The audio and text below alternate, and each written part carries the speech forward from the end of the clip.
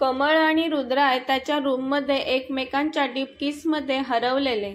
जगाचं भान नव्हतं राहिलं त्यांना. काही वेळातच तिचे श्वास जडावतात तशी ती तिच्या हातांचा दाब त्याच्या छातीवर देऊन त्याला स्वतःपासून दूर करू लागते. पण तिचा स्पर्श त्याला वेळ लावत होता. तो तिला सोडायला तयारच नव्हता. तिने त्याच्या छातीवर आणखीन जास्त दाब दिला तसा उलट्या हाताने तो त्याचं तोंड पुसत तिच्यापासून गालात हसत बाजूला होतो. तिला आता स्वतःवरच शरम येते. मनातच बोलते, मी एवढी कशी वावत गेली सरांच्यात. तिचा चेहरा लाजून लाल होतो. ती तिचा लाल झालेला चेहरा लपवत खाली मान घालून उभी होती. तसा तो तिला चिडवत, मग कमळ मॅडम कधी देते रिझाईन? ती त्याच्याकडे रागाने पाहून गाल फुगून, हो देणारच आहे मी रिझाईन बोलते. ती आता तिथे एकही क्षण न थांबता तिच्या रूममध्ये पळत गेली. ती लाजली ते येतं त्याच्या लक्षात. जाणाऱ्या कमळला पाहून रुद्राय बोलतो, कितीला असते ही? यावेळी तो तिला न अडवता जाऊ देतो. तीही त्याच्यावर प्रेम करत होती हे कळलं होतं त्याला. त्यामुळे त्याचं मन आणि त्याच्या मनाची बेचैनी थोडी शांत झालेली. लगेचच तिच्यासोबत लग्न करायला निघालेला तो थोड्या वेळासाठी का होईना शांत झालेला. दोघेही एकमेकांच्या स्पर्शाने एकमेकांमध्ये आकर्षित व्हायचे. नेमकं काय होतं त्या दोघांमध्ये माहिती नाही, पण नक्कीच एक अदृश्य धागा असावा त्या दोघांमध्ये. तो धागा त्याला आणि तिला लगेचच एकत्र आणायचा. तसं बघायला गेलं तर प्रत्यक्ष त्यांची भेट दोनदाच झालेली आणि दोन्ही वेळेस ते एकमेकांमध्ये गुंतलेले. रुद्रायला त्याच्या पीएचा कॉल येतो. सर, आपल्या कंपनीला प्रोजेक्ट मिळालं. ते ऐकून रुद्रायची खुशी दुप्पट होते. त्याला त्याची प्रिय कमळ भेटलेली आणि ज्या प्रोजेक्टसाठी तो दिल्लीला आलेला तो प्रोजेक्ट देखील भेटला त्याला. सर, आपला रिटर्न जाण्याची तयारी झाली. काही वेळातच निघायचं आहे आपल्याला मुंबईला जाण्यासाठी. तो ओके बोलतो. वेट, पुढे बोलतो, कमळला कळव, तिलाही जाण्याची तयारी करायची असेल. बॉसच्या तोंडात कमळ नाव ऐकून पीएला थोडं अजीब वाटतं. पण मला काय करायचं आहे? ती आपल्या कंपनीची एम्प्लॉई आहे म्हणून बॉस बोलले असतील कदाचित. ती इग्नोर करते आणि कामाला लागते. फ्लाईटमध्ये बसतात ते सगळे. रुद्राय कमळकडे पाहत होता. ती आता त्याला ओळखच देत नव्हती. पीए होती ना सोबत म्हणून. त्याने तिच्या मनातील ओळखून तिला आता काही त्रास द्यायचा नाही असं ठरवलं. खूप त्रास दिला मी तिला. आता नको तिला त्रास द्यायला, नाही तर चिडेल ती. पण रुद्राय मनातच, कमळ खूप गोड दिसत आहेस तू. त्याला फक्त तिला पाहावंसं वाटत होतं. तो राहून तिच्याकडे पाहत होता. आजपर्यंत त्याच्या आयुष्यात कितीतरी सुंदर मुली आलेल्या, पण जे कमळविषयी त्याला वाटायचं ते वेगळं होतं. तो मनातच, अरे यार, हिने आता जाताना कशाला साडी नेसायची, आता तरी ड्रेस घालायचा. हिचं साडी प्रेम मला वेळ लावून चाललंय. साडीतून तिचं दुधाळ अंग जबरदस्त आकर्षक दिसत होतं. त्याच्याही न कळत त्याचे हार्ट बीट्स वाढू लागलेले तिला साडीत पाहून. माझ्या आयुष्यात इतक्या सुंदर मुली आल्या, पण हिच्याबद्दल जे वाटतं ते दुसऱ्या मुलींबद्दल का वाटत नाही? ही कसली वेगळी भावना आहे. तिचं सोबत असणं छान वाटतं. सतत तिला बघावं वाटतं. ती माझीच आहे म्हणून तिच्यावर हक्क गाजवावा वाटतो. एवढं मी कोणावर प्रेम करेल असं मला स्वप्नातही वाटलं नव्हतं. या रुद्राय अग्निहोत्रीला वेळ लावणारी, तिच्या प्रेमात पाडणारी ही पहिलीच मुलगी.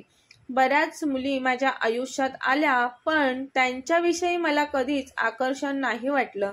तिला पाहिलं की मी माझा राहतच नाही.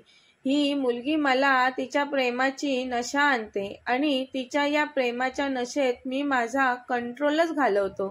ती गाल फुगून त्याच्याकडे न पाहता दुसरीकडे पाहत असते. तिने पाहिलेलं असतं तो तिच्याकडेच पाहत होता ते. तिला तसं पाहून, मी तुझ्यापासून जास्त वेळ दूर नाही राहणार कमळ. आता घरी गेल्या गेल्या पहिला मी तुझ्या घरी येऊन तुझ्या आई आणि आजीकडे तुझा हात मागणार आहे. एअरपोर्टला आल्यावर तिघेही आपापल्या घरी निघून जातात. कमळ आज ऑफिसला जाणार नव्हती. झोपलेली ती. रुद्रायला मात्र काही केल्या घरी शांत झोप येईना. त्याच्या मनात सारखे तिचेच विचार येत होते. त्याला तिला स्वतःजवळ आणण्यासाठी लग्न हा एकच मार्ग दिसत होता. तो तसाच तडक त्याच्या मॉमला भेटायला जातो. मॉम मॉम हाका मारतो. मॉम नसते तिच्या रूममध्ये. मेड दिसते त्याला. तिला विचारतो तो, मॉम कुठे आहे? ती बोलते, मेमसाहेब घरी नाही आहेत, त्या गावी गेलेत. त्यांच्या भावाचा कॉल आलेला म्हणून. डॅड कुठे आहेत? तो पुन्हा प्रश्न करतो. डॅडही नाही आहेत, तेही तुमच्या मॉमसोबत गेलेत, मेड बोलते. तो आता घरी न थांबता सरळ कमळच्या घरी पोहोचतो. कमळची आई दरवाजा उघडते. कोण हवंय तुम्हाला? विचारते ती. तो बोलतो, मी रुद्राय अग्निहोत्री. तुमच्या मुलीसोबत लग्न करायचं आहे मला, म्हणून आलोय मी तुमच्याकडे.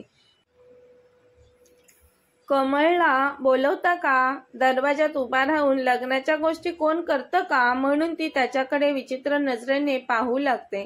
तेवढ्यात कमळ येते तिच्या रूम बाहेर. आई कोण आहे ग? विचारते ती तिच्या आईला. आई काही बोलण्या अगोदरच कमळ रुद्रायला समोर पाहते. कमळ बोलते, तुम्ही काय करता इथे? कमळची आई बोलते, कमळ ओळखते तू यांना? हो आई, मी ओळखते यांना. हे मी काम करते त्या कंपनीचे बॉस आहेत. रुद्राय बोलतो, बस एवढीच ओळख करून देते तू माझी? तशी कमळ मोठे डोळे काढून तुम्ही शांत बसा असा इशारा करत असते. पण तो शांत बसेल तो रुद्राय कसला? रुद्राय बोलतो, माझं खूप प्रेम आहे तुमच्या मुलीवर आणि कमळही माझ्यावर प्रेम करते, म्हणून मी तुम्हाला सांगायला आलोय मला लग्न करायचं आहे कमळसोबत. कमळ मनातच बोलत असते, हा सगळंच बकला म्हणून. डोक्यावर हात मारून घेते ती आता. रुद्राय बोलतो, कमळच्या आईला तुमच्याकडे घरात बोलवण्याची रीत नाही वाटतं. घरी आलेल्या पाहुण्याला दारातच उभं केलंय केव्हापासून तुम्ही? ती बिचारी भांबवलेली एकदा याच्याकडे एकदा कमळकडे नुसतीच पाहत होती. त्या दोघांचं काय चाललंय ते. ती बोलते, या ना, या बसा. सोप्याजवळ जाऊन रुद्रायला बसायला सांगते. कमळ, पाणी आण, बोलते आई. कमळ पाय आपटतच पाणी आणायला जाते. मनातच, हा इतक्या लवकर इथे पोहोचला, मला वाटलंही नव्हतं हा असा लगेचच येईल ते. कमळ रुद्रायला पाणी आणून देते.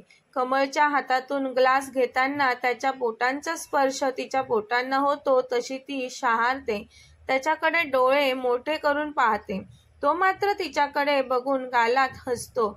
आई बोलते, कमळ बस, मी आलीच चहा घेऊन. कमळ बोलते, आई नको चहा आणूस. सर चहा नाही पीत. गोड खात नाहीत ना ते. चहा गोड असतो. सर नाही पिणार चहा. तसं रुद्राच्या चेहऱ्यावरील हसू गायब होतं. हे कोणी सांगितलं हिला मी गोड खात नाही ते? मनात विचार करून तो पटकन बोलतो, आंटी आज मी घेईल चहा, थोडा जास्तच गोड बनवा, आज मी खूप खुश आहे. तशी कमळ मोठे डोळे करून पुन्हा त्याच्याकडे पाहते आणि तो कुस्तीक हसतो. कमळची आई जाते किचनमध्ये चहा बनवण्यासाठी. कमळ किचनकडे वाकून बघत पुन्हा त्याच्याजवळ येऊन बोलते, हे काय, घरापर्यंत पण पोहोचलात का तुम्ही? कुठच्याच गोष्टींचा तुम्हाला धीरच नसतो का? प्रत्येक गोष्टीची एवढी घाई असते तुम्हाला? तो हसतच बोलतो, कोणत्या ग प्रत्येक गोष्टीची घाई करतो मी? तशी ती त्याला बोलते, निर्लज्जच आहात तुम्ही. तो नुसता तिच्याकडे पाहून गालात हसण्याचं काम करत असतो. आता पिशवी कमळच्या हातात देत बोलतो, हे घे. ती बोलते, हे काय आहे? यात साडी आणि काही दागिने आहेत. पटकन तयार होऊन ये, आपण कोर्टात चाललोय लग्न करण्यासाठी. तशी ती मोठ्याने, काय वेळ लागले का तुम्हाला? ती थोडं घाबरते आता. मनातच, हा न समजणारा खूप अवघड व्यक्ती आहे बोलते ती त्याला. तुम्ही जावा पहिले इथून बोलतच असते. तेवढ्यात आई चहा घेऊन येते. कमळ, कुठे पाठवते त्यांना? चहा तर घेऊ दे. बघा हो आंटी, चहा घ्यायला सुद्धा थांबून देत नाही मला इथे तुमची कमळ. बसा तुम्ही, सावकाश चहा घ्या. आई रुद्रायला चहा देत बोलते. रुद्राय एक घोट घेतो आणि चहा टेबलवर ठेवतो. कमळ मनातच, राक्षस कुठचा, जर याला चहा प्यायचीच नव्हती तर बनवायला कशाला लावली माझ्या आईला? आंटी, साडी आणि हे काही दागिने आणलेत मी कमळसाठी. आम्ही दोघे आजच कोर्ट मॅरेज करणार आहोत. तुम्ही कमळला तयार करा. मगाचपासून शांत बसलेली कमळची आई आता रागावते. ती रागाने बोलते, घरी आलेल्या पाहुण्यांसोबत आम्ही रूडली वागत नाही, म्हणून आतापर्यंत शांत पाहुणचार केला मी तुमचा. आता निघायचं. माझी मुलगी काय रस्त्यावर पडले का? तुम्हाला वाटलं आणि तुम्ही लगेचच तिच्यासोबत लग्न केलं. मला माझ्या मुलीचं लग्न तुमच्यासोबत नाही लावायचं. तुम्ही तर सरळ सरळ ऑर्डर देताय आम्हाला. जावा तुम्ही आता. रुद्राय बोलतो, आंटी, कमळचंही प्रेम आहे माझ्यावर. आम्ही दोघेही एकमेकांना लाईक करतो. मग लग्न करायला कोणती हरकत आहे? कमळ, तू कधी प्रेमात पडलीस यांच्या? आई विचारते कमळला. तशी कमळची बोबडीच वळते. पप करू लागते कमळ. आई बोलते, कमळ नाही प्रेम करत तुमच्यावर. जावा तुम्ही. तसं असतं तर कमळने मला केव्हा सांगितलं असतं. रुद्राय बोलतो, नाही जाणार आज मी इथून. कमळला घेऊनच जाईल मी. घरातून निघतानाच ठरवून आलोय, कमळला माझी बायको बनवूनच घरी परत येईल ते. रुद्राय बोलतो, कमळ, तू नाही सांगितलंस का तुझ्या आईला माझ्याविषयी काही? कमळ घाबरून बोलते, सर तुम्ही गप्प बसा. काही काय बोलताय आल्यापासून? मी नाही तुमच्यावर प्रेम करत. जावा तुम्ही. रुद्रायला कमळच्या तोंडातून हे असे शब्द ऐकून खूप राग येतो. तू खोटं बोलते कमळ, बोलतो तो तिला. ती खोटं बोलते म्हणून तो खूप जास्त चिडतो. तू नाही करत ना माझ्यावर प्रेम? ठीक आहे, मी चाललो, पण पुन्हा कधी येऊन बोलू नको सर मी तुमच्यावर प्रेम करत होती असं. आणि आता खरोखर रुद्राय रागाने जाऊ लागतो. कमळला रुद्रायचा थोडाफार स्वभाव माहिती झालेला. एवढा मोठा बिझनेसमॅन, तिच्यासाठी तो तिच्या घरी आलेला. काय कमी होतं त्याला? कशाचीच काही कमी नव्हती त्याला. हे माहिती होतं कमळला. फक्त आणि फक्त तिच्यावरच्या प्रेमासाठी तो तिच्या घरी आलेला. आणि आता खरंच तो चालला होता. त्याला दूर जाताना पाहून तिचे डोळे काठोकाठ भरून आले.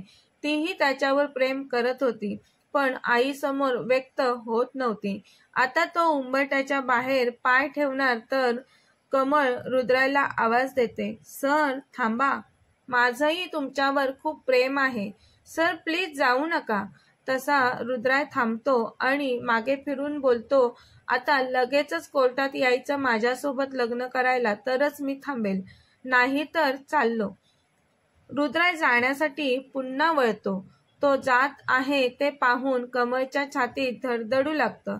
तो जातोय म्हणून ती घाबरते. सर थांबा, मी तयार आहे लगेचच तुमच्यासोबत लग्न करायला.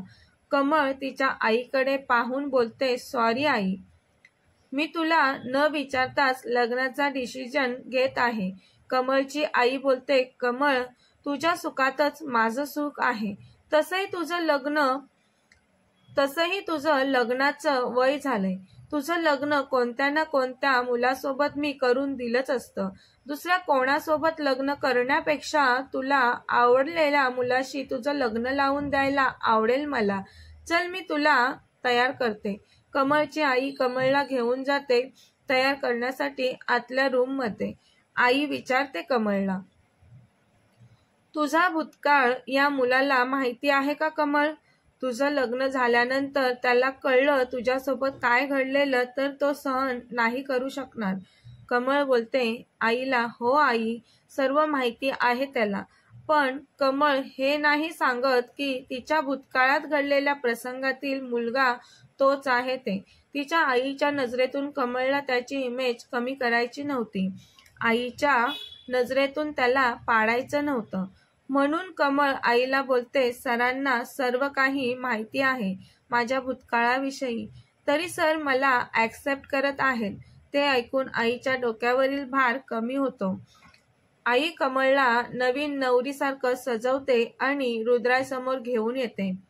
रुद्राय भान हरपून पाहत होता कमळकडे. तिच्याकडे पाहताना त्याची तर पापणीच लवत नव्हती. तिच्या आईसमोरच तो न लाजता निर्लज्जपणे बोलतो, खूप सुंदर दिसतेस कमळ. आई बाजूला असते म्हणून कमळ त्याला डोळे मिचकवून शांत बसा म्हणून बोलते.